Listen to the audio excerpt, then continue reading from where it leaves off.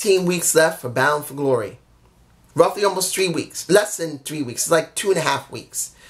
Was this a good show with almost 2.5 weeks left before BFG? You're about to get my point of view. First match I'm going to talk about will be Draaga versus Chris Bay. Now, if I remember correctly, I could be wrong. You guys tell me below. I do remember a Chris Bay on House of Glory when they did that special with them. I believe I remember him being there. Not just being an Impact, but also being there as well. So you guys can tell me below. It was an okay match. I wasn't saying it was great. This was meant to get Draaga over and getting into the ladder match. That's what we got. He qualified. He's now going to ladder match for the X Division title at Bound for Glory. I'm alright with him being there. But I gotta admit, I want to see more of Chris Bay. Hopefully, and I'm going to elaborate more of my feelings about Axe at the end of this review and how Impact is, if I don't forget, because I have a tendency to forget with so much I'm thinking about. I'll tell you my feelings about Axe, Impact, and Bound for Glory. Let's move on. We had, how can I say this? A match that wasn't bad, but I didn't really understand why they did it. Kiera Hogan with Madison Rayne and Tennille Dashwood. Why would you bring them both in this situation against Dashwood? I felt like this was kind of a waste of time. It just did.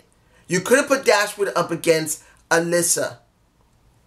Or you could have put up against, what do you want to say? I can say Jordan, I don't know if Jordan Grace is there right now. We have not seen her in a while. So I don't know if Jordan Grace is still working with Impact or not.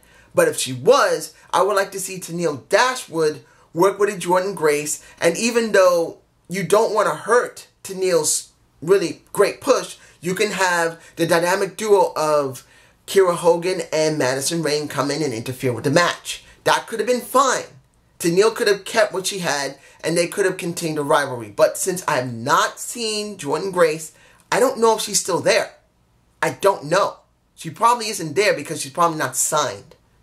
Again, Impact is not, or she might be hurt. She could either she's not signed, or she took time off, or she got hurt. One of the three. I just haven't seen her. You guys tell me below what you know, what you believe. You got Eddie Edwards versus Reno Scum. I'm not going to lie. I'm not interested in this feud. I don't have an interest in it. I think it's a waste of time for Tommy and Ace Austin, but I will not state they're not really doing their best to make it interesting. They are trying their hardest to make it interesting, and I will give it to them. They are doing everything they can to try and make Ace Austin, you see him in the face with Alyssa because he's trying to convince her that he's the best person to be around, saying that Tommy was an addict, that he's been around addicts, that he can help if you just give him a call. But I'm going to say what Ace Austin is. And if anyone has ever seen anime, like Japanese animation, you know when you see that girl in one of those shows or in one of those episodes or a movie and you see her clamoring and digging at the guy, they call her thirsty. And that's what Ace Austin is. He is thirsty for Alyssa Edwards. He is thirsty. But I'm still not interested. I just don't believe Eddie should be in this feud. I don't believe Ace Austin. Ace Austin should be in the ladder match. Shouldn't he be in the ladder match? So that means instead of putting him in a ladder match, trying to build him months ahead of time, showing him to be like a Kurt Angle, a young Kurt Angle, a brash, pain in the ass that believes he's the best and shows that he can be the best. I know he's not a submission wrestler or wrestler like that, but just that persona. Not Austin Aries, but a Kurt Angle. I really believe he would be better as that. I'm just botching because this match, you see, it's in my face. You see Kenny being the emphasis of this tag team match. When you see Eddie going where Tommy is, and Tommy saying, you need some help. And Eddie says, I know I need help. Do you see what happened yesterday? And you think he's talking to Tommy, saying Tommy's going to give him help. No, he's talking to freaking Kenny. And Kenny's in the damn match. And Kenny has to be tagged in. And Kenny's tagged in and he's being used as a weapon. And just, I'm sorry, guys. If anybody liked it, more power to you. I just did not like this. This did not make any sense. I'm going to be honest here. I still love Eddie. But as a hardcore wrestler, he's done. His time is done. I'm not saying he can't be a good hardcore wrestler, but I think he needs to do a character switch. He needs to change back to being the same way as he was before, as one of the Wolves. I'm sorry. I just feel like it's time for him to change his character now. I was never 100% behind him because I didn't think he 100% could really do a hardcore character. He has owned it to a certain extent, and I will give him that, but it is time. It is time for him to move on. He needs to go back to being Eddie of the Wolves. Of the American Wolves. And, well, you know what I mean, if you remember. But still. Let's move on to the North taking out a Conan. If they're writing Conan off TV for a while, that's the wisest thing to do. Keep him off TV for a while. I don't mind him being gone for at least 2, 3, or 4 months, and then come back and bring the new LAX. If they're gonna have him gone and then come back at Bound for Glory with 2 new guys from LAX, I don't care what anyone says. It is too freaking soon. I'm sorry. Santana and Ortiz on AEW, and I agree with one of my subscribers. They got 0 reaction because it wasn't that they weren't known, but because Conan and the LAX moniker was not with them. Now, you're going to have LAX reform possibly at Bound for Glory. It should not happen. Possibly happen. Don't want it to happen. Should not happen. Just leave it for a couple of months. 4 months. 5 months. Then bring back LAX with a Conan to really put them over. That's the best way to do it. We got... Oh, you know what? I got to say this. The Twitch stream with Melissa Santos. I like Melissa. She's a sweet, cute lady. Not going to say anything bad about her. But I've said for months before that she did not understand how to stream. She did not act responsible. And it was just cringe in some cases. She has improved to a certain extent. But as much as people say they love Melissa, the numbers don't lie. It's probably in my face if I put it in there. Viewers on this stream, the minimum was 2,400. It went from 15,000 at one point, months ago, down to 2,400 with a peak of 2,700. Well, actually, it was 2,699, but I'll put it as 2,700 because I thought I should count myself. Even though it counted me, I'm adding myself as a second just to give it a little bit more relevance. They need to switch her out. If they want to continue to twitch...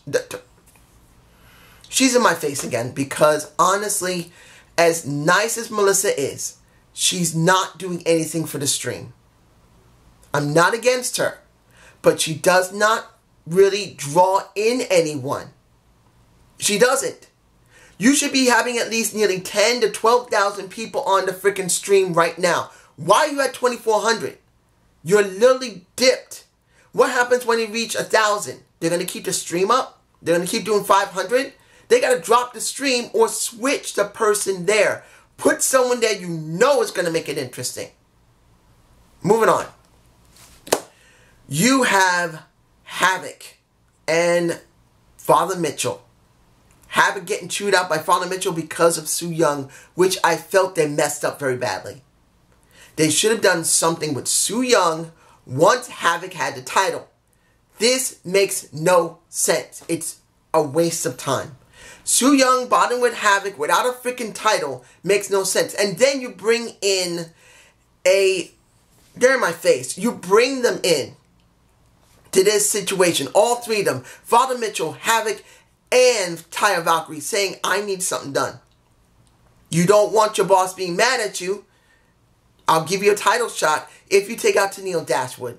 And then it's Father Mitchell says, you're telling me this with her? That sounds tempting, but Why do we even need to take out Tennille when we can take you out because you not touched my Leviathan of a woman in a Havoc? And I'm not talking Leviathan like she's fat, just she's a monster.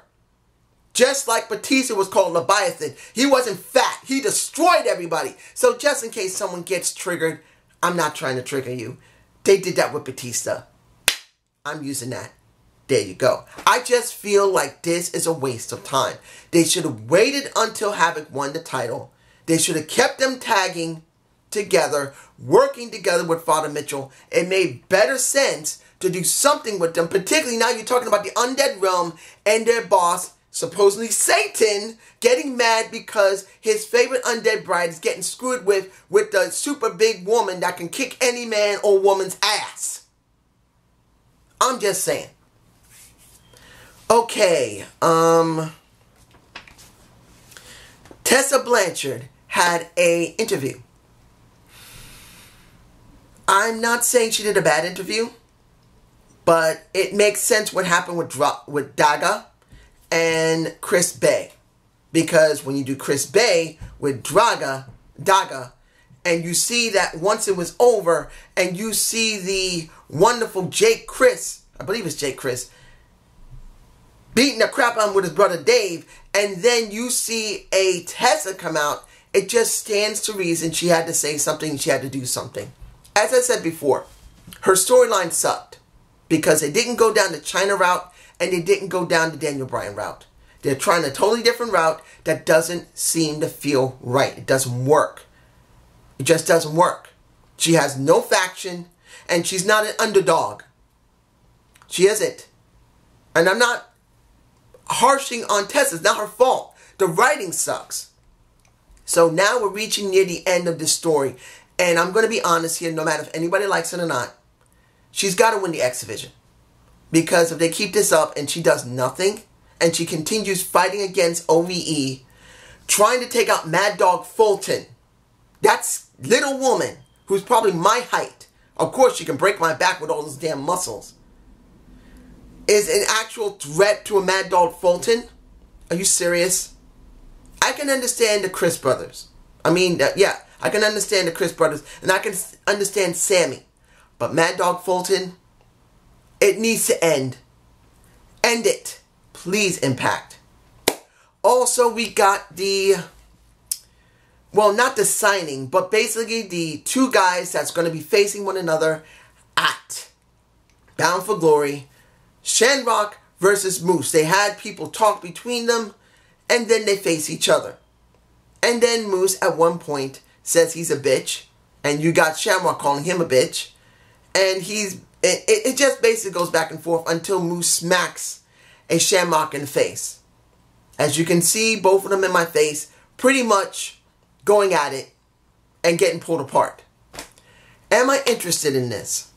It depends on one factor. One, where does Impact fall in this? Because yes, Shamrock coming back does help Impact a lot because he's a former and the first Impact champion. Because when they were part of the NWA, the first time they actually had a champion on their show was Shamrock. The Impact title was, of course, Kurt Angle, but he's not there. He's in WWE, so they have to go to Shamrock because they can't get Angle because he's locked down with the WWE for probably another 5 or 10 years. You know what I'm talking about. So it does help in a sense for Bound for Glory. It gives them something special. But in the sense, what does Impact really get long term? This is short-term gain. At least as far as I'm concerned. Unless Shamrock is going to keep appearing, this is just a short-term gain. And I don't know if Moose is going to benefit from this. Honestly, even if he wins, does he really benefit from beating Shamrock? Who has not been seen in Impact since how long? 2006 or 5? It's been 14 years. So I don't know if he's gaining anything. Let's move on to, let me see here. Tessa, the North, and Reno Score. Okay, two last things. The best match of the night. TJP versus Michael Elgin. And I'm not taking anything away from the other matches, but this was the best for me. seeing Michael Elgin go up against TJP. Now, was the match clean? No, it was botchy. It was botchy. And TJ Perkins was a bit botchy. But I will say this, it was a very good match. It was more exciting than the other matches, and I did like it.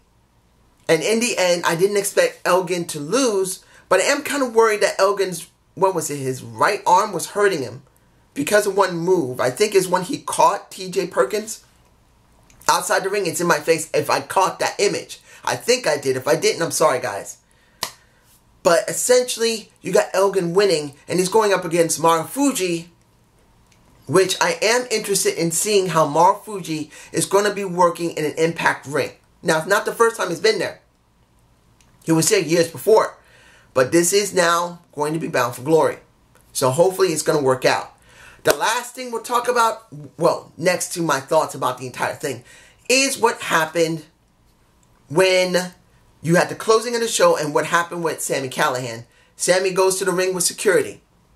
He does apologize to a certain extent with a written statement. And then you got the, excuse me, then you got the Machine coming down, wiping out everyone, including a fan, which eventually got his butt thrown into jail. Now, at the end of the show, you got Melissa talking to her mother saying pretty much, hey, I'm fine, it's alright, I'm going to get him. And you got Sami holding the phone as she's talking because he caught her by surprise. And he told her mother, don't worry, your son and your daughter are going to be perfectly fine. And he says this, what happened was a horrible tragedy. I didn't mean to do it.